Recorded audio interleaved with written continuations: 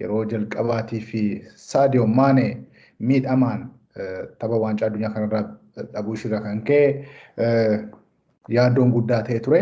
Amma garuu taphattoonni kaanaafanis goolii galchuudhaan Senegaal gara marsaa taanitti akka darbuu dandeessu taasisaniiru.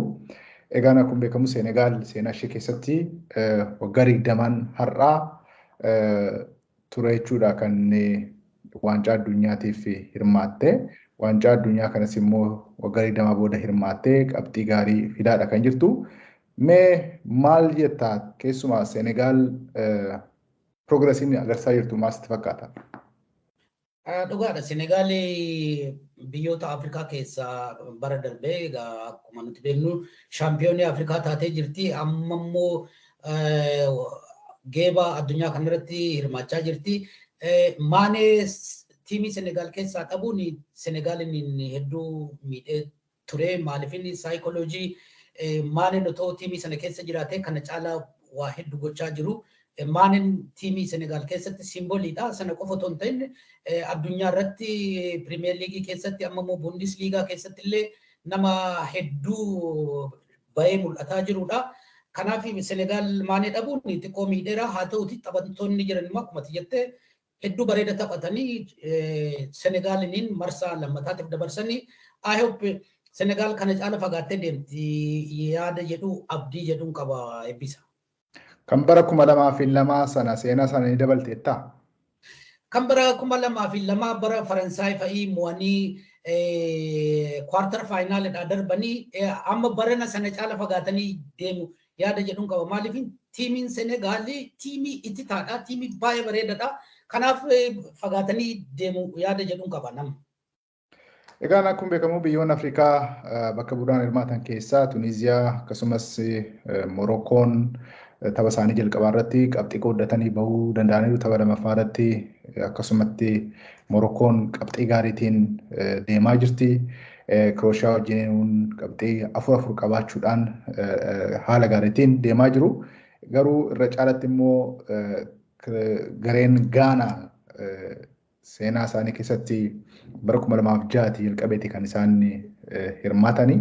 Kanaafuu qabxiin isaan amma fidaa jiran kun boonsaa ta'us tapha Uraagaay wajjin taphni taphatan immoo murteessaadha. Kan akkamitti ilaalta? Dhugaadha. Gaanaan illee wantoota gaarii qabu, maqaa gaarii qabu Afrikaa keessatti. Keessaayyuu bara 2010 South Africa irratti kan qophaa'e bara sana Gaanaan almost semi faayinaaliidhaaf darbe erga jedhanii taphataan Uraagwaay Suarez goolii galtee harkaan baasee innillee kaardii diimaadhaan bahee achiiti rigooree kenname sana gara goolitti jijjiiruu dhabamuudhaan booda tapha sana keessa Gaanaan akka hin taanetti baate. Engadda immoo Kooriyaa Kibbaa jechuu kiyya kaleessa baay'ee bareedatti taphatanii Kooriyaa mo'anii injifannoodhaan nama qabxii bareedaa galmeessanii jiru. I hope isaanis gara fuulduraatti dhufu. Kan nama ajaa'ibsiisu garuu eebbisa Morokkoon gaafa Beeljeem 2-2 moote as Brussels keessatti namoonni akkamitti biyya Afrikaatiin mo'amna jedhanii warri Beeljeem karaa irratti ba'anii makiinaa caccabsanii suuqii saamanii qabeenya fi namarratti illee miidhaa guddaa qaqqabsiisanii jiru. Egaa akkuma beeknu biyyoonni Awurooppaa kun biyyoota Afrikaatiif bakki isaan kennan xiqqaa ta'uu isaati hubachiifna. Garuu kan amma geeba kanarratti argaa jirru immoo sanaa miti. Kan biraa faallaa biraatti argaa jirra. Biyyoonni Afrikaa biyyootuma kam caalayyuu kubbaa akka danda'an agarsiisaa jiruun siin jedha.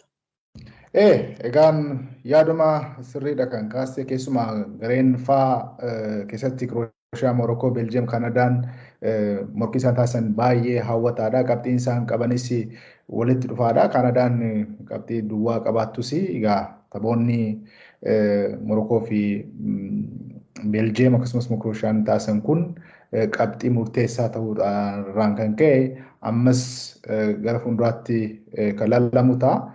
Egaan akkuma beekamu Krooshaa fi Beeljeem taphni taphatan akkasumas Kaanadaa fi Morokoon taphni taphatan si'oominaan kan eegamudha. Qabxiin Beeljeemis qabxii 3dha kan qabdu, Krooshaa fi Morokoon immoo qabxii 4 qabu. Haala kanaanis taphni isaan taphatan baay'ee si'oominaan kan eegamudha. Haalli ati ittiin ibsite keessumaa waa'ee Morokoon Beeljeem mo'atte booda uumame sun addunyaa kan raajeffachiisedha. Taphni kubbaa miilaa kun beekamu bakka nagaa, bakka tokkummaa, jaalala kan itti ibsamuu fi addunyaan kan walitti dhufee tokkummaa isaatti ibsatudha. Haalli akkasii kun dhalachuunsaa ammas rakkoon guddaa.